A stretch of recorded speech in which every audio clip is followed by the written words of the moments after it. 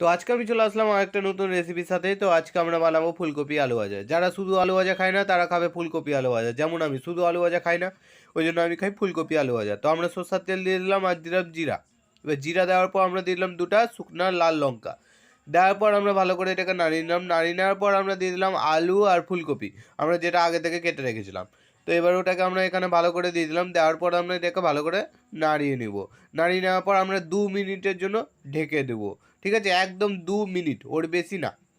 ঢেকে দেওয়ার পর আমরা উঠানোর পর একটু নাড়িয়ে নিলাম এটাকে ভালো করে। নাড়িয়ে নেওয়ার পর আমরা দিয়ে দিলাম হচ্ছে লবণ। আর লবণ দেওয়ার পর আমরা দিয়ে দেবো হলুদ। ঠিক আছে, এখানে আমরা 2 চামচ হলুদ দিয়ে দিলাম। তো এখানে দেখতে পাচ্ছ তো হলুদ আমরা দিয়ে দিলাম। এবার চিনি। ঠিক আছে, চিনি দেওয়ার পরও আমরা ভালো করে এটাকে নাড়িয়ে নিলাম। তো এবারে আমরা দিলাম তেল, কিন্তু আমাদের একটু তেল কমে গেছিলো, ওই জন্য আমরা দিলাম তেল। তেল দেওয়ার পর আমরা ভালো করে নাড়লাম। এবার দেখছি আমরা সিদ্ধ হয়েছে কিনা। তো যাই হোক, তো এখানে আমরা আমাদের হলুদ একটু কমে গেছিলো, তো আর একটু দিয়ে দিলাম। ঠিক আছে, তো এবার আমরা ঢেকে দিলাম। আবার দেওয়ার পর আমরা 5 মিনিট পর্যন্ত আমরা ঢেকে রেখেছিলাম। ঠিক আছে, পাক্কা 5 মিনিট ঢাকার পর এখানে দেখতে পাচ্ছ আমাদের অনেকটাই কালার হয়ে গেছে আর অনেকটাই সিদ্ধ হয়ে গেছে। তো এখানে আমরা ভালো করে একটু দেখে নিচ্ছি, হ্যাঁ আমাদের সিদ্ধ কমপ্লিট। তো এখানে আমাদের ফুলকপি আলু ভাজা কমপ্লিট, কিন্তু একটা প্রবলেম আছে যে এখানে আমাদের তেলটাকে ঝেড়ে নিতে হবে।